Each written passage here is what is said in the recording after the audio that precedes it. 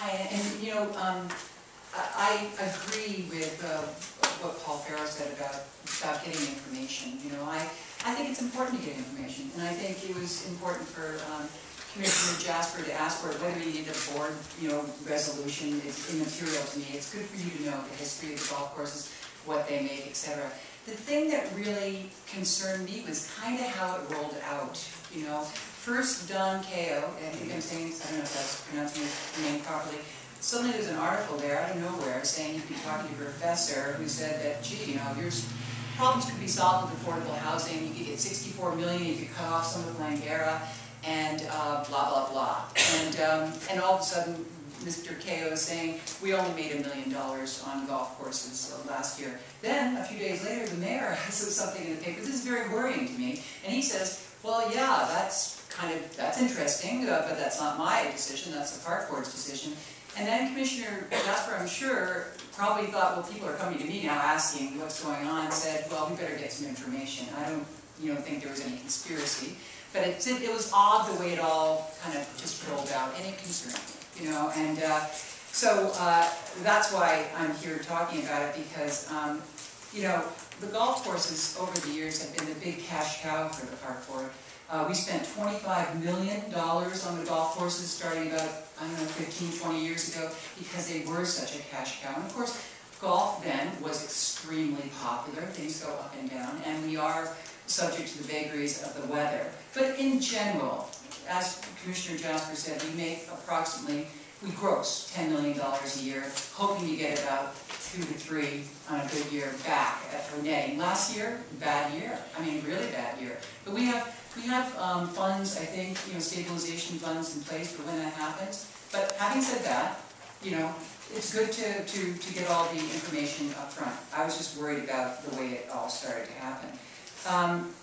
But over the past few weeks, I'm going to read this because, I wrote it. I have heard the ill-informed spouting that golf courses are for the rich and sinkholes for herbicides, and nothing could be further from the truth. They allow access to a popular sport for a substantial sector of the population, many being senior citizens. They also sport sylvan walking, jogging trails on course perimeters. In addition, Vancouver's courses follow high standards under our integrated pest management program, serving as vivid examples of how to be truly green on the greens. And all this has led to awards from the Audubon Society in recognition of staff's promotion of greater numbers of bird species in the woods and copses on the courses, which also harbor a wide diversity of other numerous species, both terrestrial and aquatic. So they're really fantastic places. The golf courses are also the site of the free inner-city youth golf program each summer, where a series of interested, underprivileged children are introduced to golf instruction by public golf course pros. This very popular event has been underway for over a decade and is largely funded by public course men's and women's clubs and golf course pros, and of course the park board itself, because they allow them to use the green trees. And really, as you know, some of you know, I used to work here. I worked here for a long time. I feel a part of this, association, and I don't come very often.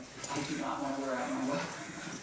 But in the final analysis, my main concern is parkland, plain and simple. I think parks, golf courses are parkland. We only have so much of it, as he has said, and it falls to you, our elected gatekeepers of green, to protect, preserve, and advocate for it. That is why the park board was established nearly immediately following the creation of the city of Vancouver, and more importantly, that is why it is elected. Our founding citizens were wise to create these bodies with conflicting interests in times like this. So to ensure that parks are there for future generations, it is not your concern as commissioners to provide affordable houses, but to protect and enrich an already